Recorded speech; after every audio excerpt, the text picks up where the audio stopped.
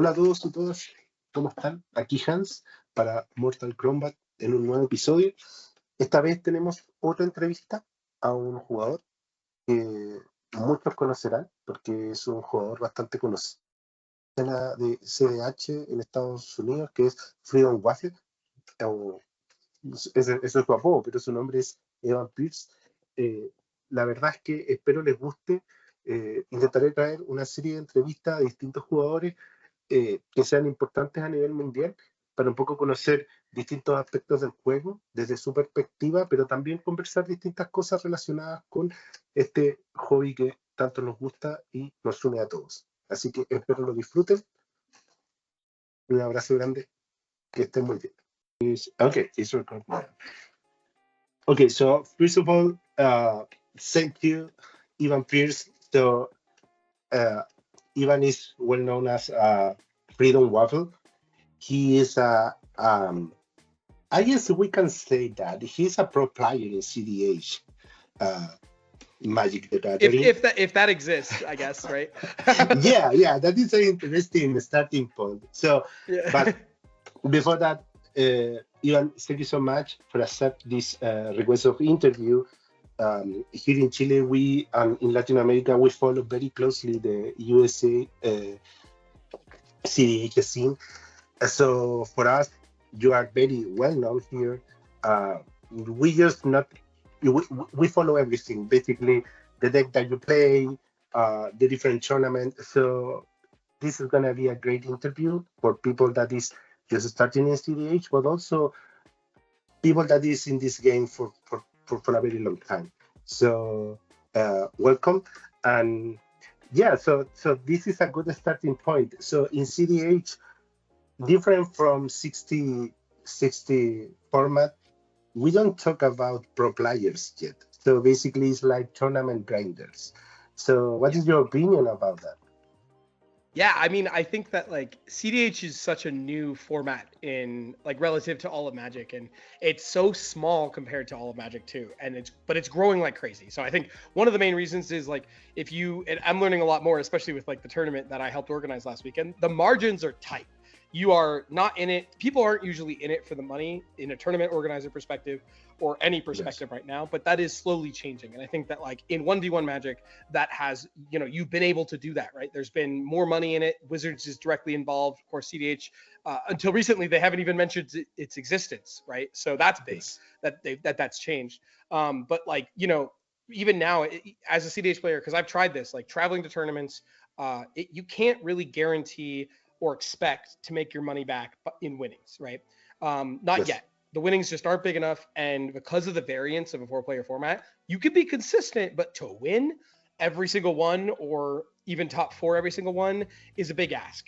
That's a lot. And so I think that's pretty tough. And obviously sponsors, it's like, the coverage isn't just like consistent. Like we were just talking before the interview, coverage isn't consistent enough between all tournaments for that to be the case. If there's no one watching the games, it doesn't matter if you have a jersey on, right? Like it doesn't matter. Yes. But I think like moving forward, that's definitely changing and it's really exciting. And also like what I've found, the way that I've been able to travel to more tournaments now is I'm a professional cinematographer and photographer and video editor. I work at an advertising agency, so I do. Everyone wears a bunch of hats.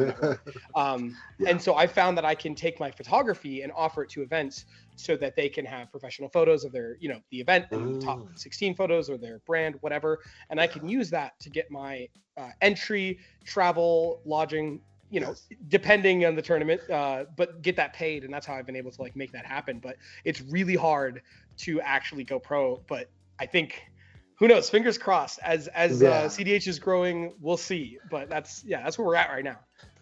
Yes. I mean, that is very interesting because as you say, all the people that play cEDH, it's like work, and then in the free times, try to do these things like go to the tournament, try to win.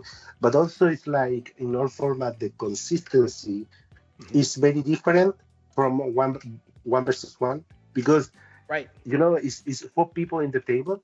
So in some tournament, you can do not so well, another well, but you need to accept that because it's like it's how the things work.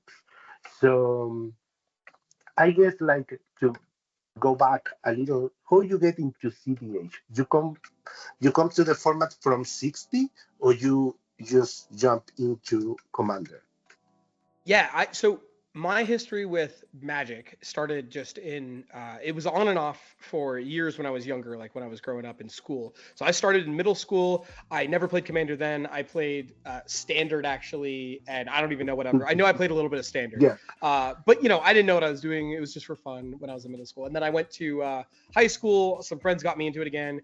But EDH this time. So we printed out all our decks. We just did some research, started doing it. But after high school, kind of it dropped off. I ended up selling my cards, and then I got back into it again after Kamigawa Neon Dynasty, and so pretty recently. And a friend of mine got me into EDH. So again, not 60 card. I came from EDH, and I just kind of pushed and pushed. And I was like, I want to see how powerful this can be. And eventually, someone invited me to play cEDH. And I'm like, wait a minute, this is what I've been looking for. And then I just dove all in. So I have picked up a lot of 60 card because as a competitive person, I think it's awesome. 60 cards amazing. But I was cEDH and Commander first, then 60 cards. So now I play Modern. I've played a decent amount of Limited, but I'm not, I'm for sure a cEDH player before all of that. But that I do think, just as this little side tangent, I do think being a 60 card player before or after, it makes you a way better Commander player as well, cEDH player as well, because there's a lot of interactions that just can get overlooked or don't even happen in cEDH, and like the stamina required to play a 16 turn long game with no mistakes is just a different type of stamina even than like this weekend our 4-hour long finals, right? It's both are very valid. It's just that I think having those overlapping skills makes you a much more well-rounded player. But yeah, anyways, yeah, so I'm Commander player first, and I try to dabble. Yeah. I mean, I am agree with you. So learn about 60 format is very useful for TDA. I mean, you learn about a lot of things about competitive because you have all the interaction with the judges. We have all the, the how you need to behave as a player in tournaments. But also, it's like you learn about your own play style and all the mechanics of the game. So Right. I believe that I seen some tournament people that jump directly from commander, and you see that they are a little lost. So basically, I believe that encourage people to try 60 format is healthy. Is healthy at the end. Yeah, fully. I couldn't agree more. I think it just makes you a better player, and it's just like it breaks the I don't want to say necessarily bad habits, but let's say bad competitive habits that casual can bring you. Like, casual's awesome. It's just, if you're trying to win the game, you gotta stop having, some of these pet cards or, some things like that in order to win, right? Like, that's just how it is. Yeah, I mean, like, that's crazy. It's like it's how when we start to you build your deck and you start to put all these cards that you like it, but then you start to feel like, I mean, it, that isn't work. So basically, it's like Right. you need to sacrifice that if you want to win, because that is at the end competition. It's like and probably that is when you choose the deck that you want to run in a tournament. I mean, of course, you want to play your friend's deck or your And that's favorite commander, and that's fine. That's fine too. Yeah. And in some tournament maybe works, but Right. if you want to be consistent, probably you need to take the tier S, the tier A, and sometimes it could be, but no more, no lower than that.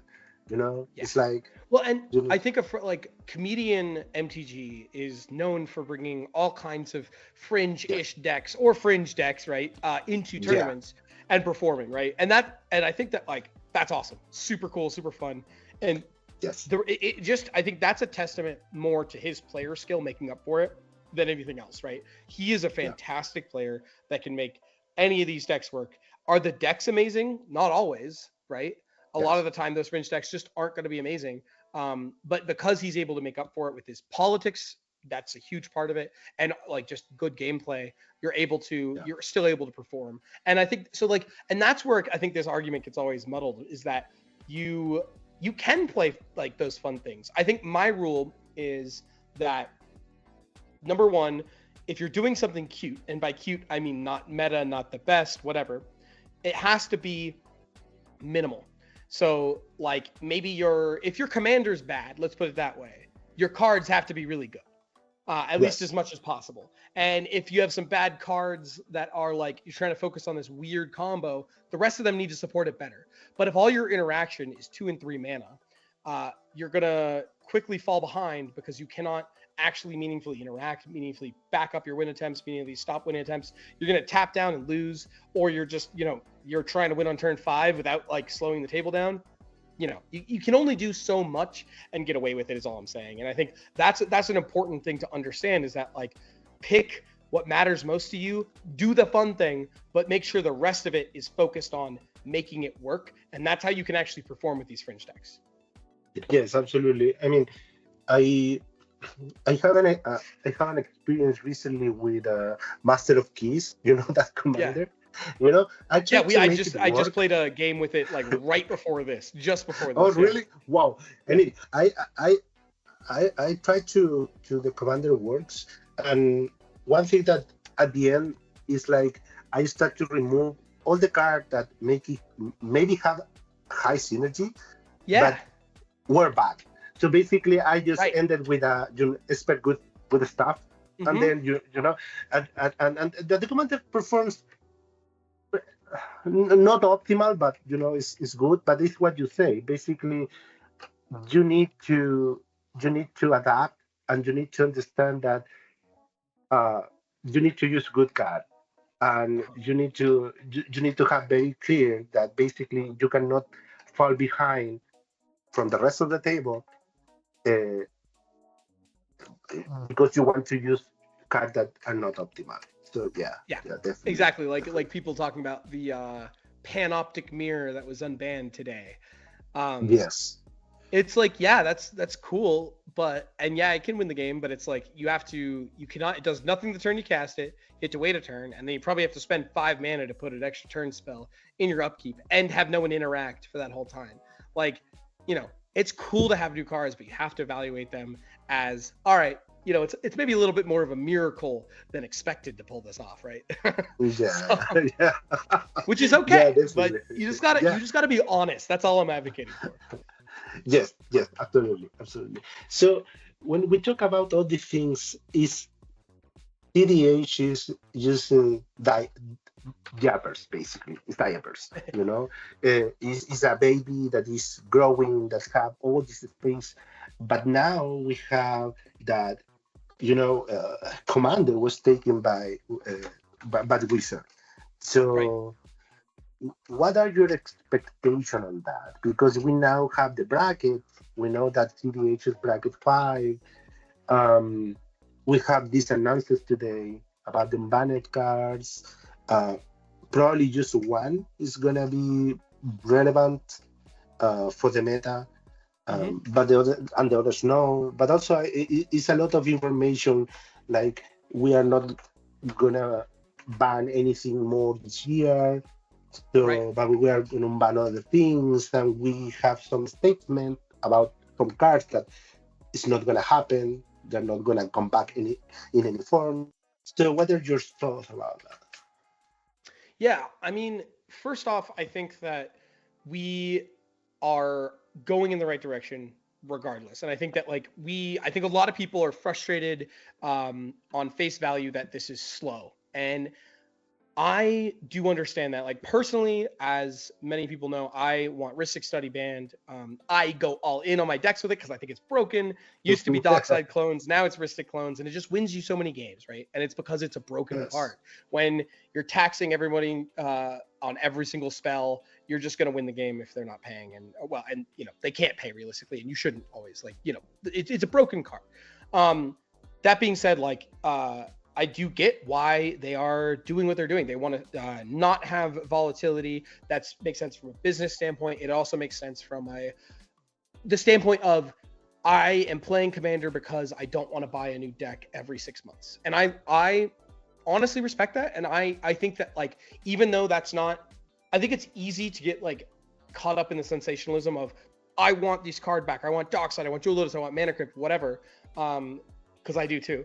But I think that realistically, having a stable format that's not rotating, with just new cards being printed, you can keep a deck forever. You can bling it out as much as you want. You can spend tens of thousands of dollars on foils if you want to, right? Yeah. People do that. And I think that's a core part of Commander and cEDH as well. And so I think that, like, I get where they're coming from, that they don't want to just like go too quickly, because we saw what happened when there was a lot of major bans at once. That's okay with me. I think the one thing that I'm really interested to see, and I don't really know if this will happen, is see if they will take a specific interest in cEDH, like more directly with the bans, because I think that would be really interesting. I think right now I totally understand what everything has been happening from a casual perspective, and I get that, like, you know, that's the priority. But with the game changers list and the brackets, I'm really hoping it frees them up to take a look at the meta and say, okay, like Ristic Study, Bowmasters, maybe those cards are just like, make these games, I mean, less, I don't know if I want to say like less fun as is the most important part of cEDH, though I think that matters too. But like, if you're homogenizing the format to these like blue and black, like these cards that just fit in every deck, Yes. I think that's probably bad for the meta. The meta is very diverse as far as commanders, but it's not necessarily diverse as far as cards played as much as I'd like it to be. And when you have games that just get devolve into like going to time all the time, and it's hard to get under those because of the interaction, like, anyways, the point is the meta, I think the meta could use a little bit of work. I still have a blast with it. So I'm very hopeful to see where it goes. But I do think that it will continue to be slow. That's okay with me, as long as they start moving in the, well, I think this was a move in the right direction, just like common sense unbans. I think the next one is going to tell us a lot more about the real direction. And I think if cEDH gets really left in the wayside on the next one or two iterations of the ban list, that's where my opinion probably will actually get warped more. I'm going to be patient with it, is I guess my point. Yeah. I mean, they are going slow, and I am agreeing with all your points. Basically, they want to market stability. You know, like the people develop trust in them, like they are not like banning and then unbanning and do things like that. Yeah, I believe that is something good. Maybe we're not agree fully that they, you know, unban the thing that we want, but we just unban one card that maybe gonna change a lot of things. Right. For example, it make Blue Farm more powerful, probably. We don't know that. So it's something probably. that we need to take in, probably, you know, and we'll see what happens. I am agree with you that Ristic is like, I really like Ristic Study, but yeah, it's operative. It's operative. It put all the players in a dilemma. If I pay, I don't pay. So basically, all the people just say, I don't pay anything. So basically, the game just, you know, go in the wrong direction. Yeah, it evolved quickly, and you lost quickly. I mean, it developed that. So if I understand so for you, it's like Ristic is a more problematic card than the Flash Enablers, right? Yeah, and that's a great point. I'm glad you brought that up, because I think that, like, there is, I've heard both sides of that discussion a lot, and I do think that the Flash Enablers aren't good in as blanket of situations without the card draw. And I think if you just hit one, like Mystic Remora, I would argue is very close to as good as Ristic Study in most situations. Sometimes better. But if you ban one of them, you cannot run the clones like you used to. You're not going to have a copy enchantment in your deck. Probably not Mirror Maid, maybe Clever Impersonator to copy a couple things. The meta changes drastically if that's the case, right?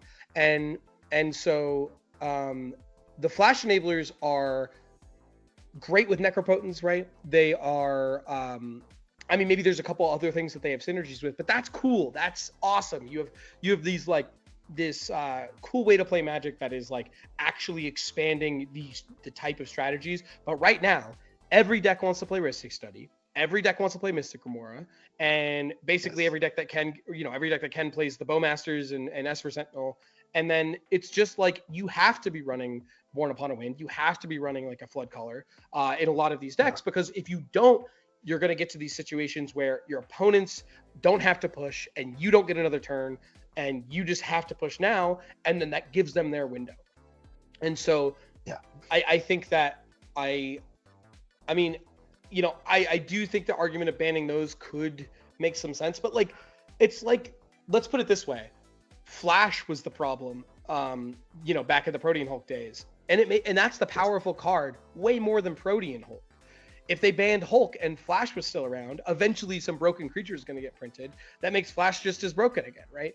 And so I think that the instant speed enablers aren't as nearly as much the problem as a Ristic Study, and I think we'd see a lot less of them if you just ban Ristic Study. Yes, because at the end it's like you can go for the win because you draw so much that basically you have the flash enabler and you have all the follow up.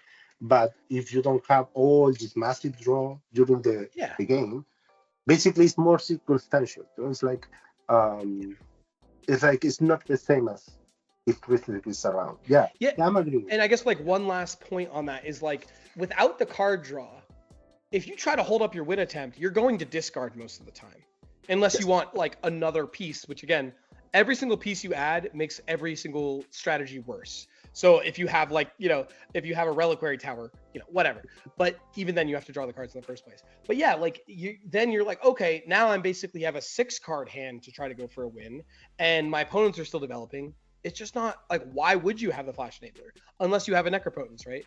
And that's cool. That's awesome. There's no issue with Born Upon a Wind Necropotence, in my opinion. That's like the coolest part of the card, and a really great play pattern, because if you can pull off the Necro, it's fun. Everyone, you know, it's like there's an clear interaction point on the Necropotence, and yeah, it's a clean linear play pattern, rather than a Ristic Study where the longer the game goes, the better the Flash Enabler gets, the more important all these random cards are to have in your deck, and all that interaction. And then, you know, it's just like the most broken thing to be doing, and anyone who's not doing it is losing because they can't, like, unless they're super lucky to have the exact perfect window. So. Yeah, yes, completely agree. So in that way, what is your opinion about the unbanning of Give and Give It? I think it's totally fine. I mean, I get that it makes Blue Farm a little bit better, but the card's not broken. Okay. So this is funny because, as you're, I'm sure, aware, the whole our attempt at a cEDH RC, which obviously blew up in flames. I swear, good intentions. It went to hell. Whatever. Yeah. But it was funny because I was advocating for gifts because I'm like, it's not a broken card. It's like, basically what I wanted was a common sense ban list, right? And to fix a couple problems, right? And so the exception for me at the time was Dockside, because I was like, Dockside's core to the format like Sol Ring is. That was my opinion. Obviously, now it's banned, format still exists, so maybe that opinion was wrong, but that was like, we didn't, especially going in, we didn't want to like try to, we had no authority anyway, so we didn't want to try to like, actually, we wanted something that people could get behind, is kind of the point. Gifts feels like a totally reasonable card that's not going to break anything. It goes in Blue Farm, it goes in Ral Monsoon Mage, which is an awesome deck anyway. You get, you know, I mean, this is, Gifts Ungiven in Ral has been in Modern for a long time, and that's been a Storm deck that you get, you know, your pile is Past in Flames, Prophetic Ritual, Desperate Ritual, and Manamorphose. That's existed, that's going to exist in cEDH, that's cool. The one argument against Gifts Ungiven, ironically, is not power level that I have heard. It's that if you are giving Gifts Ungiven to a player who is really inexperienced, that Gifts Ungiven is going to take a long time to resolve. because intuition already takes a long time to resolve if you don't know you're getting. Yes. Gifts is so much harder because you have to think of so many more scenarios of what they give you. And so I'll warn you now, these gifts piles are going to be slow for a long time. So just watch out. It's going to take a while. You might get some slow play warnings. But the card I don't think is broken. It's, you know, I'm more excited about it in Ral because Blue Farm doesn't, you know, need it or care that much, but I will be running it in both. So.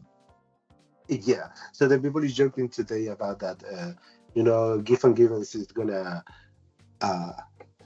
buy more draws, like the people is Yeah, just dude. gonna, for counters. And okay, so I'm gonna just Oh, show you this oh, for I counter see, I see. spell, and Yeah. we are gonna intentional draw. But I don't know. I mean, it's gonna be fun.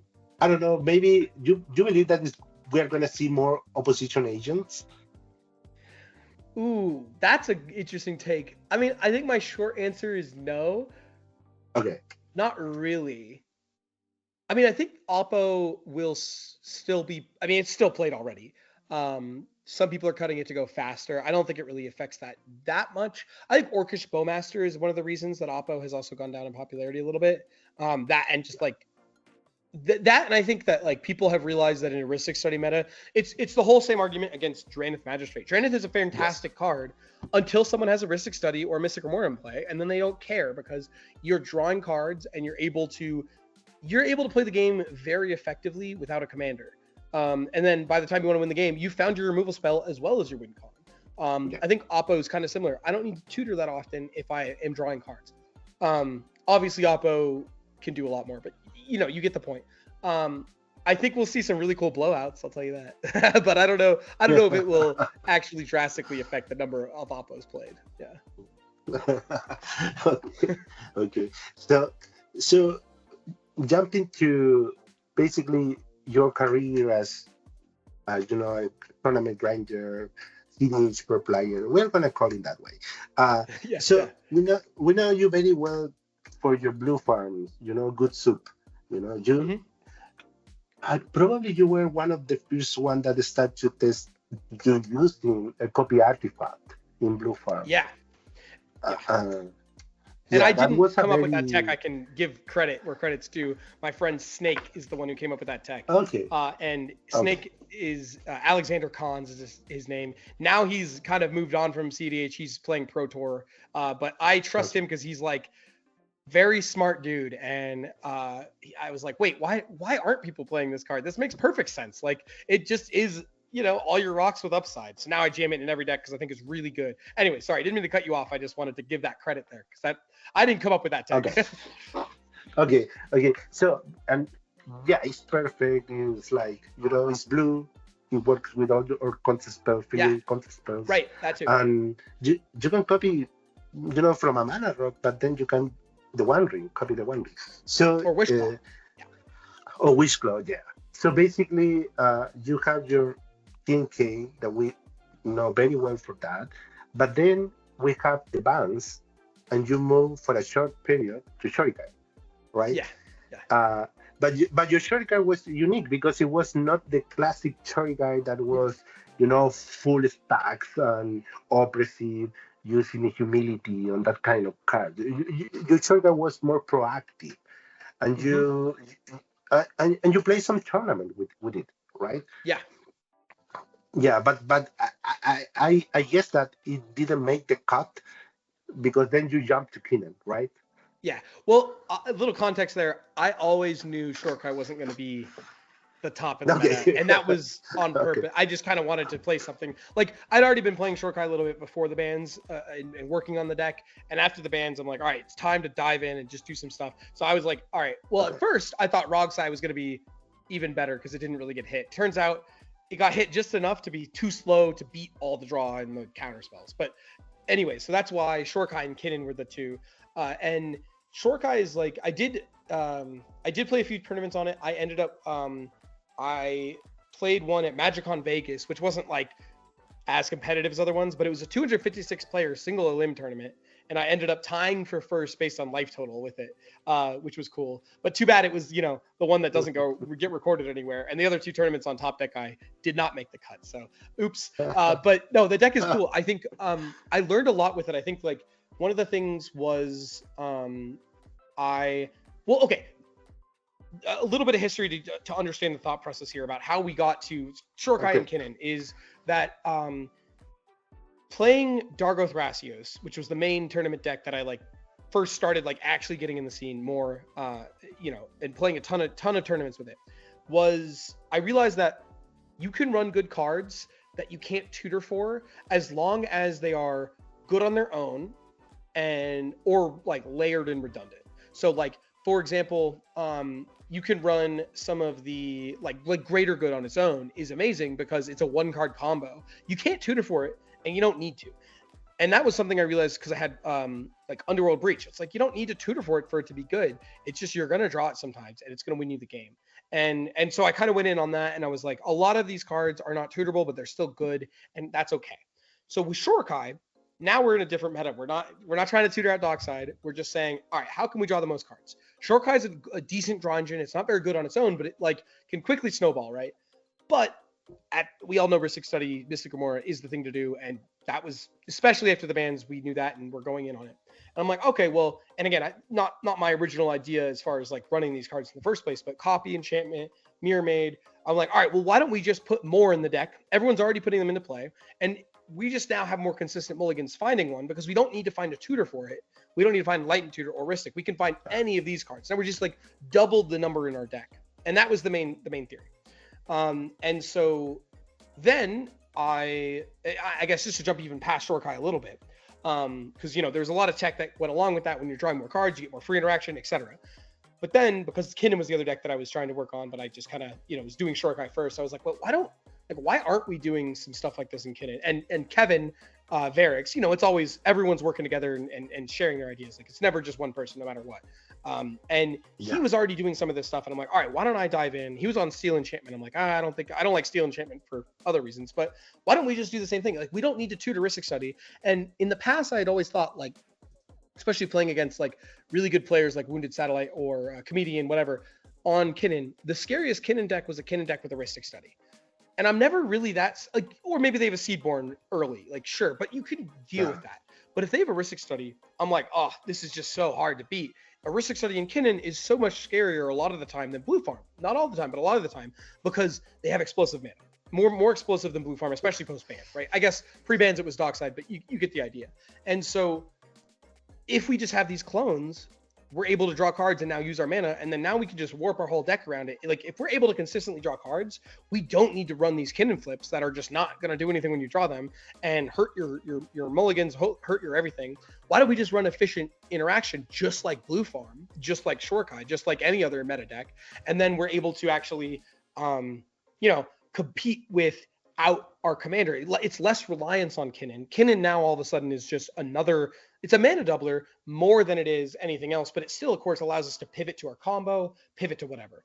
And that was like kind of that evolution there with the bans, is like this realization that, hey, maybe Dargoth Rat, like Temur isn't the only deck that can get away with not running these tutors, or like, can add this redundancy in other ways. We'll do it with Azorius, we'll do it with Simic, and then all of a sudden, like, wait a minute, Ristic Study is so broken you can get away with it. And that was kind of like the full circle thing. So I hope that answered I know this was all a little bit more about Shorekai, but that was how that evolution happened. No, I mean it's perfect, because then you jump to Kinnan, and that was the question, because you left behind Blue Farm because maybe you want to play something different. I guess that is the main reason that you basically switch from Blue Farm to Kinnan. Because I never thought Blue Farm was bad, to be clear. I kind of was like, the reason I always played Blue Farm, and honestly, every deck I play for the most part, these mid-range decks, I think they're a blast to play. I really enjoy them. Some people are like, oh, Blue Farm's boring, whatever. I don't think that. I think they're fun to play. I like playing all these decks. But it was like, I'd been playing Blue Farm for a long time. I had already wanted to switch decks a little bit. And now we had this shake up, and I'm like, all right, well, Kinnan probably is, if not the best deck, one of the best decks. Now I'm probably of the opinion Kinnan's the second best, and maybe Blue Farm's better. But it's close. It might be not that. Yes, it's close. Yes. But regardless, it was kind of an opportunity to switch to a deck that was like actually justifiable to play from a competitive standpoint, rather than saying like, I'm going to shoot myself in the leg because I want to play this more fun deck, and now I don't get to win as much. Kinnan is really broken, it turns out, honestly. And who knows? Maybe I'm wrong. Maybe Kinnan is better because I've won way more on Kinnan than I have on Blue Farm. So I don't know. Yeah. So, but the craziest thing with Kinnan is that the people perceive that it's easy to pilot than Blue Farm, but when you see the conversion rate is lower than Blue Farm. So I believe that Kinnan is not easy to learn. What do you think about that? I think there's a little bit more to it there than on the surface. I don't think one deck is necessarily harder than the other, even if that's the case. I just don't think it's like clear. I think the reason, like the clear example for that is Blue Farm is way more forgiving than Kinnan. And that's because if you have your early play countered, well, first off, you're not weaker to removal. Like if you get your Timna blown up, whatever, or you get early play countered, then you have a Timna and a Crom, you're gonna draw cards, and having that fallback of drawing cards and always being able to cast these relevant spells is important. And I think with Kinnan, a lot of people say, like, a lot of people fall into the trap of, oh, I'll just like, slowly ramp and then I'll activate Kinnan and it'll be okay. And that's like, that will lose you more games than keeping a bad hand on Blue Farm, because if you draw Timna, you're eventually gonna have a good hand, right? Like, you're gonna draw enough cards. That's just how it is. And so I think that accounts for a lot of the like disparity in conversion rates. I do think at a higher level, the ceiling for both of these decks is probably pretty similar. I think they're both, there's a lot of skill that can go into actually piloting these decks properly, mulliganing, whatever, and they're both like hard at that level pretty similarly. I'm not really sure. It's hard to like really evaluate which one's like harder to play, but I do think like if you're a beginner, Blue Farm is like a better place to start. I hope that, that I would say that for sure. Yeah, definitely. So in terms of because you play a lot of tournament, some of them very extensive. So how you prepare for the tournament? So you have some practice schedule. I know that, for example, we have a lot of resources now, like it's Boxfield, cEDH, Top 15. We have Lean cEDH that basically you put on online. We have now Play Nice, that is for record the different games. So we have a lot of tools. I know that probably you use a lot of them, but what do you do for prepare for a tournament? Yeah, and I think some of my like honest answer now is probably not as helpful. Is that I think now my prep for tournaments is that I play a lot of tournaments. That's my honest answer right at this point. And that's just because right now there's a lot going on in my life. It's busy, so I don't do as much prep as I probably should. But again, I'm playing in a lot of tournaments, and but the important part for anyone out there is the best way to prepare for tournaments is to play in tournaments, even if you're not playing all the time. And I think that's actually how I learned more than anything is like, sure, I go to my locals a lot. That's also really good, but I would just play in these like our monthly or quarterly, whatever it was, 1K, 2Ks, whatever they had, right? And at my locals, which they've always been awesome with that. And I would learn so much to tournament day. And then I'd play online in those tournaments back when those were really popular, which sad that they're not here anymore. I wish like those were great. But they're here a little bit, but not to the scale. But they really taught me a lot. And so I think that's great. And I think the takeaway from that, though, is that the best way to get better quickly and the best way to prep for tournament is to be the worst player in your pod as much as you can. You should be losing a lot. And that's how you're getting better. As long as you're able to critically assess what you're doing wrong, what they're doing better, and not take it personally, because you shouldn't. It's okay to lose. Even like the best players lose a lot. Like that's okay. And understanding that, like, all right, this is like, I'm going to just get beat up over and over and over, and I'm going to get better because of that is a really good way to play. I think also back when I was really trying to get better as a player before I had the experience, I was playing a lot of Magic. That's for sure. I was just playing a ton of Magic. And I think that's going to be the answer. And so I do a lot of coaching, and I do think like coaching is a way that can help you get better. But every single person I tell, I'm like, hey, if you're not practicing, if you're not putting in the time, this won't help you. Not enough. You need to do both. Like you're gonna need to like there's gonna be these things that you learn to implement in your games, but you have to implement them as well and make it muscle memory. And I think the reason for that is partially because it's complicated and a lot of things are going on at once to think about. And so a lot of what you're doing in games is you're managing not only your attention, but that's the main thing I'm getting at, managing your attention about what you should be paying attention to, but also your politics is managing your opponent's attention and managing what you want them to be thinking about. And that's a whole nother thing. And if you're not able to have your game plan down to muscle memory or their deck lists down to kind of memory, it doesn't have to be perfect, just know what they're doing, you're going to be thinking about that too much and not thinking about the other things that are actually really tough.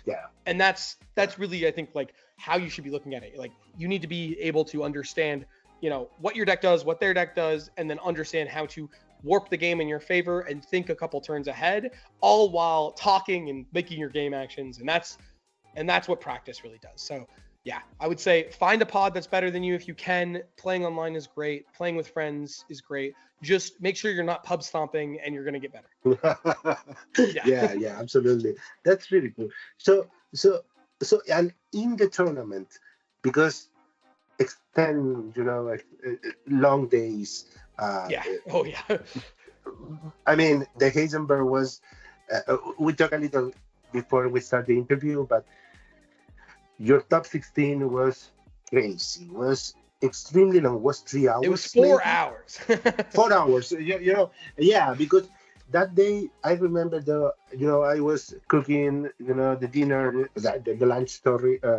Yeah. I was Yeah. then I go to other place. I come back, and it's and was the still same. going. It was the same game. It's still going. So it was crazy. So how you prepare for that? I mean, you have, some, resources like some people use things that come from sports psychology, because you need to manage basically all the things and not get completely exhausted. Yeah. Well, I mean, some of this, there's a few answers there. Some of them are better than others. Number one is not a great answer, but it's caffeine.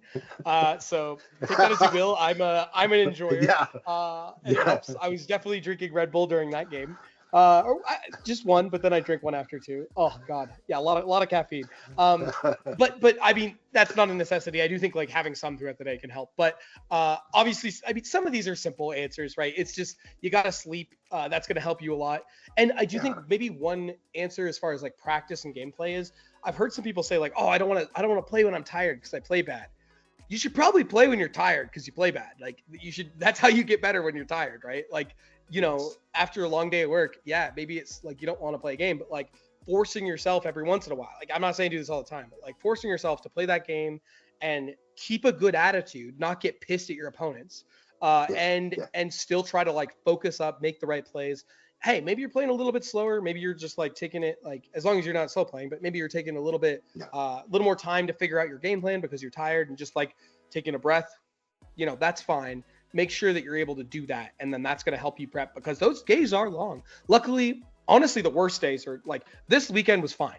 It was a lot, mostly because of what was weird, like hanging out afterwards, like, and 2-day tournaments, I'll say just as a side note, they're amazing because you get to LobbyCon on Friday night, Saturday night, sometimes Sunday, and you get to hang out with all these people that you've like are meeting, making new friends. It's the best. It's amazing.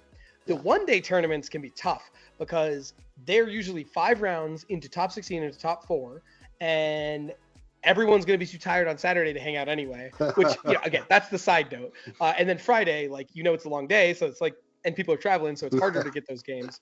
But notably, you might go till 1 a.m. on your finals, and you started at 9, and that sucks. So be ready for that. Those days are like 2-day tournaments are way easier than 1-day tournaments as long as you can get to sleep on Friday night without drinking too much. Yeah. I mean, we have in Chile like the national circuit of cEDH. Yeah. So basically, Chile is a long country. Yeah. So basically, we have tournament in the north, in the central part, and in the south. So basically, we travel between the different cities to play the tournament, and it's the same. Basically, the day before, it's like the people hang out, Oh yeah, it's awesome. The next day the gathering. Tired, the gathering, but this is like super connected with what you said previously. That is like when you have more things learned, and you basically play automatically some stuff. Yes. You have that your brain consume less energy and focus on others. Right.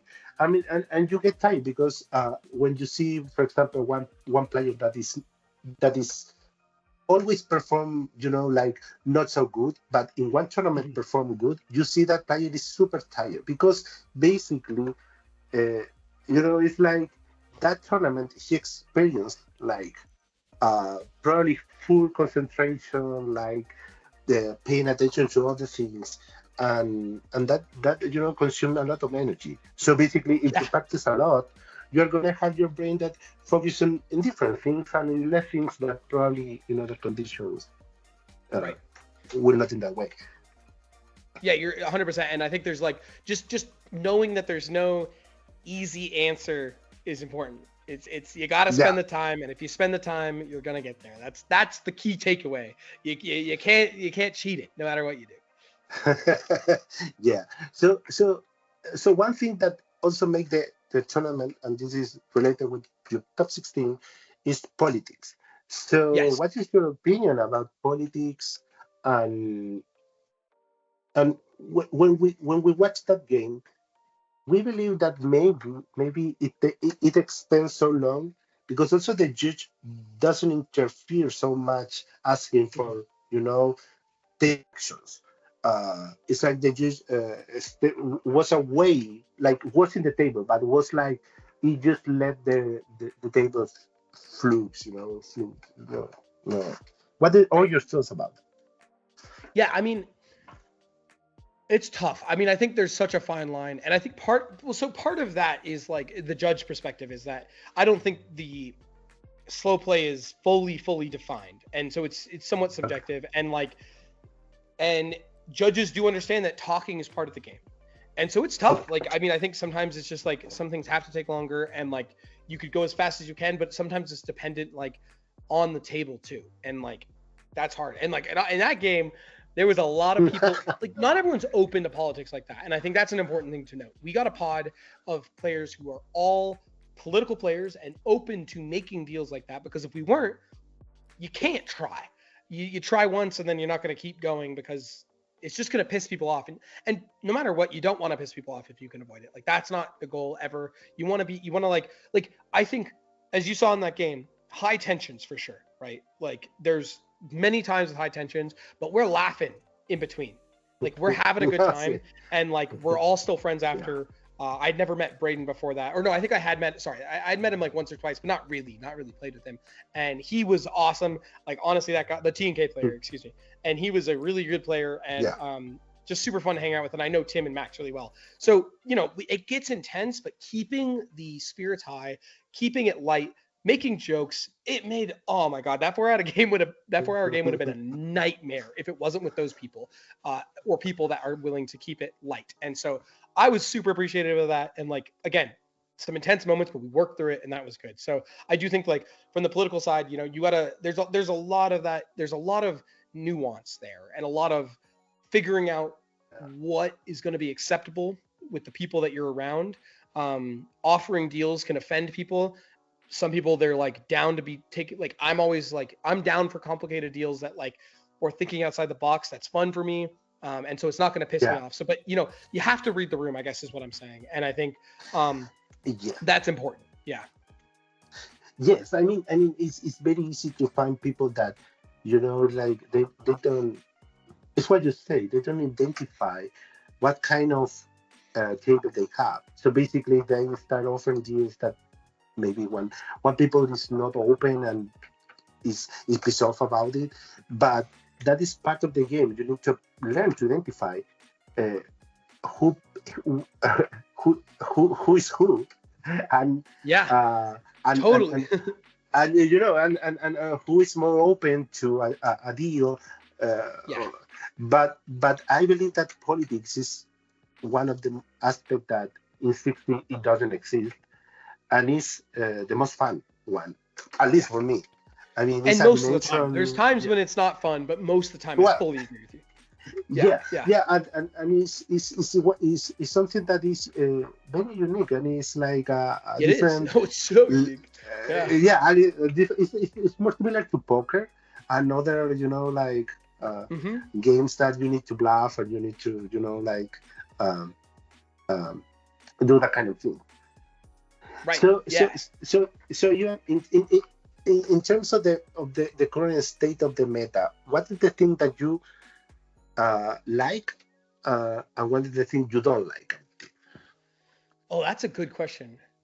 I mean, well, I don't know. I have mixed answers there. I think I like and dislike Ristic study. We've talked about that already a little. Yes. So I mean, I enjoy some of the play patterns. I enjoyed it more when I was the one of the few people who was just copying it, because then it was easier to win with it and it wasn't as bad because I'm the only one drawing that many cards. But now when everyone's doing it, even though I do feel like my playstyle and my deck is meant to beat that, it's not quite as fun. So mixed feelings there, right? Again, I want it banned for a reason, but I play it all the time. So that, yeah, for sure. I do think in the meta, I think that like these maybe like, I think cards like in the top 16, there was an Emrakul cast, right? And that's short high tech. I love that card. It's amazing. And cards like that can really just like totally warp games and are awesome. And so I think that like little meta breakers like that can be fun. Like Commandeer, I mean, now is a little more widely played, but that's another one. It's like, if everyone's trying to resolve this one spell that I can just take and stop them from having it, maybe that's really powerful. So that things like that are really fun in the meta. I think that like, I mean, I don't really have other like specific cards. I will say like the thing that's fun for me, I would like, is being able to pivot game plans easily. And that's why I think why I enjoy Blue Farm Kinnan. And so like, and that could be a variety of game plans within that. But like, I want to be able to not have my opponents know what I'm doing. Like, and I think the perfect example is just what we're already talking about is in the top 16. I had a super grindy 4-hour long semifinals. And in the top 4, there's a turn 2 win going second. And that keeps it interesting for me, for sure. I think that like, yeah. And also, I guess the other part of that is like having these like storm off win lines that are like, you know, not deterministic and go like Rock Thrash, like sometimes Kinnan. I mean, I that's how the deck's built right now, at least my deck. Those kinds of things are really fun. And I think that as long as people are still in the game and have agency rather than turn order simulator, right? Like if it's just whoever wins first and there's no interaction, I don't think that's fun to me. And I think that's why I think mid-range is good. But like being able to pivot and then also go off on these complicated turns where there's room to whiff and room to stop each other, I think for me that's a healthy game. Yeah, definitely. And Emrakul, I mean, Emrakul means that you have a profound understanding of the game, because if you are taking the turn of other players, you know what to do with the cards. I mean, it's not gonna you are take the hand and you say, okay, what I do with this. So but that was crazy. Like the team taking the turn of the TNK was like. Was crazy because you have all the silences in the stack, and it was like, oh man, Well, and I it was think awesome. one interesting there with that point, and again, just to give like people who haven't seen the game a little bit of context, I think like, so Tim Gold Sabertooth casts this Emrakul. I'm next in turn order on Kinnan, and I have 7 cards in hand. I have a Ristic Study. No, maybe I don't at that point, but I have a One Ring, and I think my One Ring was going to draw like 4 cards on the next turn. I'm pretty sure. Something like that. Maybe even 5. It was like a lot of cards. But I show him my hand right away before he's chosen targets, so he hasn't made up his mind. Because he's a player who's about that. Like not every player would listen to you. They might just like, you know. But Tim, that's how Tim plays, which is, you know, an important thing to know. So I immediately show him my hand, and my hand, I'm not going to get it exactly right, but it was like Seedborn Muse, Otawara, Commandeer, Force of Will, Flusterstorm, Dispel, Fierce Guardianship or something like that. So it was a Seedborn Muse and 6 pieces of interaction. So I show him that, right? And he's like, okay, cool. Target blue farm. But I think had he seen that hand and thought about the One Ring a little bit more, I think there's a good chance he's able to win the game with my cards and my backup, or at least force them to use all their interaction. Yes. I mean, that's not always the right play, but I think it might have been there. And I think the reason that that's so important is that he could have just tapped the One Ring, and I think what I ended up drawing was a Transmute Artifact, and that was the only relevant like way to win I drew. But I think he could have won with that and had all my interaction as backup, and I think that was interesting. I'm not sure it was necessarily correct to target me, but obviously it was like Blue Farm ended up being able to use a lot of their stuff before the turn, and then we had a lot of things to stop them, so it was like it didn't work out. Anyways, but again, like even now thinking back, I'm like, you know, I feel like it might have been right to target me, but it's still a gamble, and you have to like, there's so many factors that affect it that like, it's so hard to say what the right play is. You know what I mean? Like, it's tough.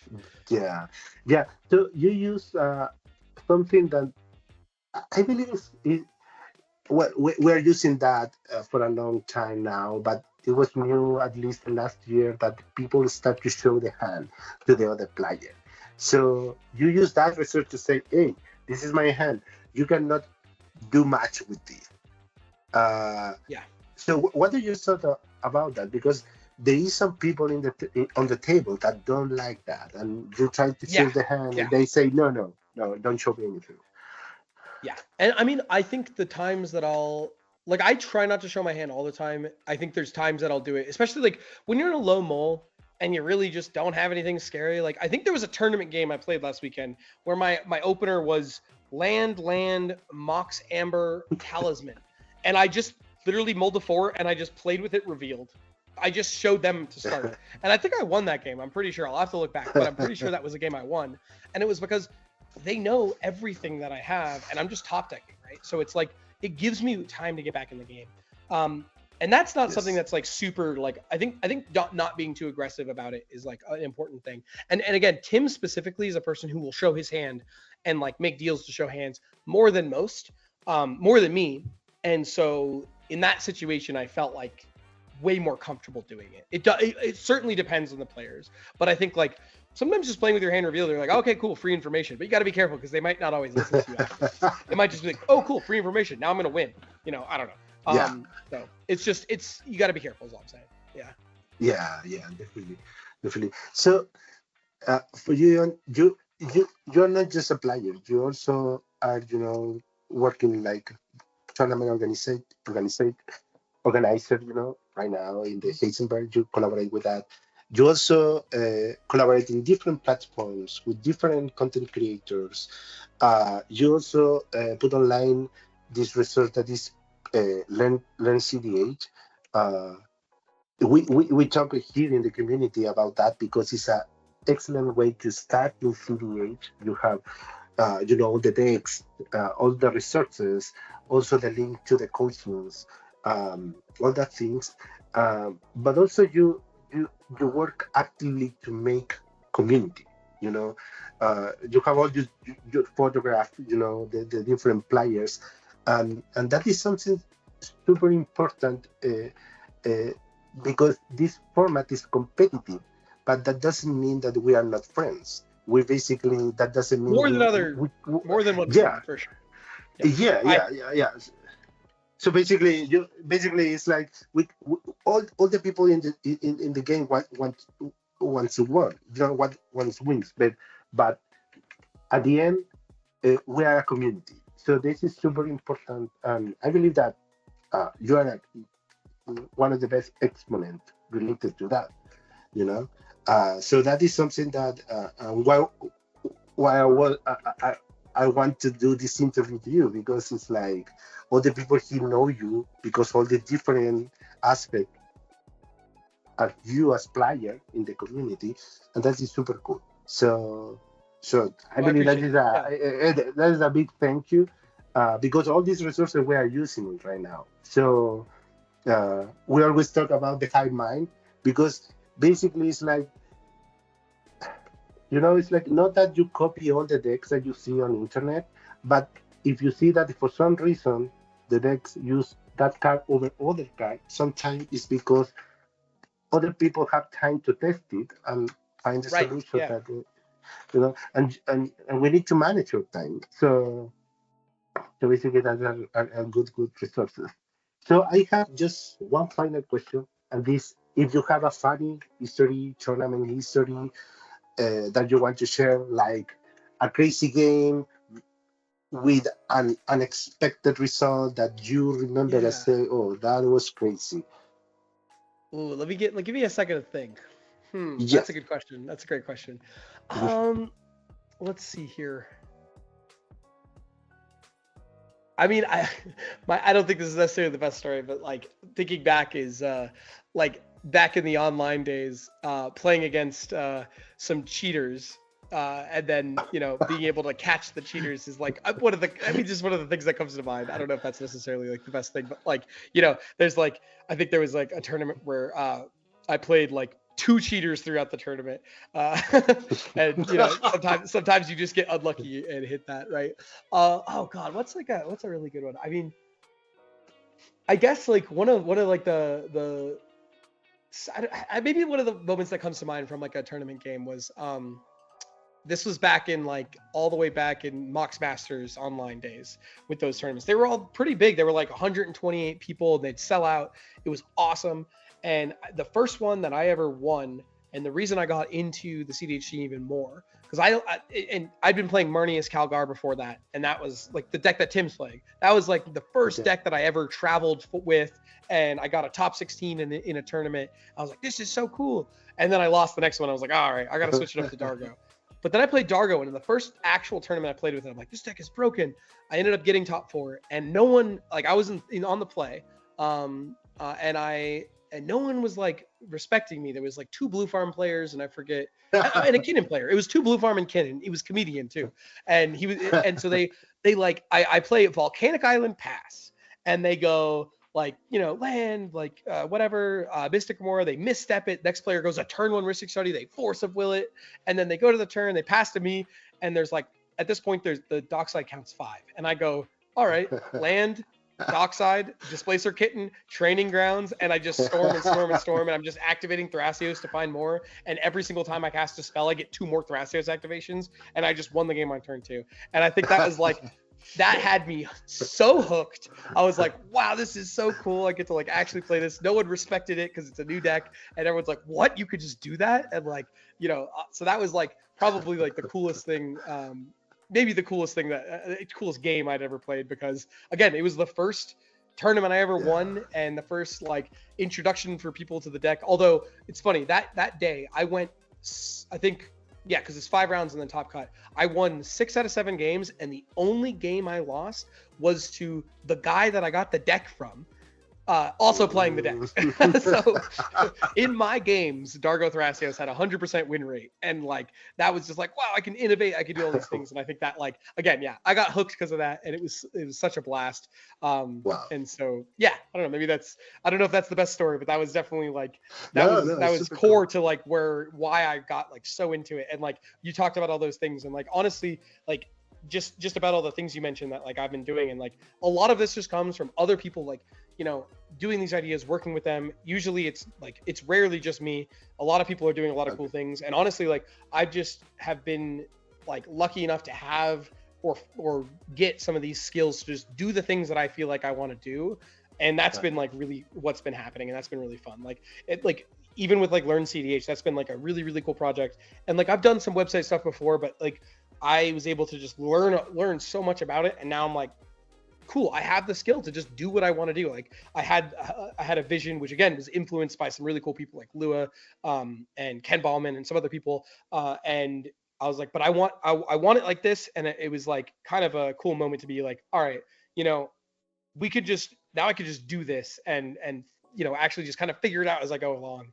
And so that's kind of like been what's been happening. I'm like, all right, well now I can do photography in cEDH, and just like it's all just like kind of figuring it out as you go along, and sometimes it works, sometimes it doesn't, but it's kind of it's always I think it's really, the point is cEDH is always challenging you, right? There's so many challenges to get better, to win this game and for your deck. There's so many levels of challenges, and I think what's been cool is outside of the community, outside of the games, in the community, being able to challenge myself to do all these things has been really cool too. Because I think that like as long as you're learning, as long as you're progressing, that's what really like at least drives me, and I think that's really cool. So like, yeah, cEDH is a great space, and because it's growing so much, there's more room to do that. So yeah, anyone can pick it up and make those ideas happen. Okay, cool. Yeah, so Freedom, thank you for your time. It was a real pleasure to have here in our channel is called Mortal Kraumbat because it's Chrome, but it's a video game. I love it. Mortal I love Kraumbat. it. Yeah, so that's our channel. So and why not one day, if you travel over here in Chile, we can play some cEDH games. I know that you like climbing, right? I like what? Sorry. You do climbing. To climb? basically Sorry, I just didn't hear you. Yes, a little bit. I used to do a lot more, so I'm not a great okay. climber, but I do love the outdoors. Maybe that's a better answer. I'm gonna go camping this Okay, weekend, okay. so I don't want to make it sound like I'm a really good climber, because I'm not. Yeah, I saw that. But anyways, here we have some Yeah, wonderful places to go there. So basically, if you're over here, we were happy to have you. that'd be Getting so cool. some Yeah. some cEDH play games, but also we can go over there and do you know some I'm outdoor gonna have to take you up activities. on that at some point. I would. That sounds amazing. I've barely traveled in. I've only traveled in like Central America, and I've always wanted to go to South America. So at some point, I'd be so down, especially if we could make cEDH part of it too. That'd be sick. Awesome, awesome. So thank you so much, and yeah, that's all. Thank you. Awesome. Thank you for having me. I appreciate it. Yeah.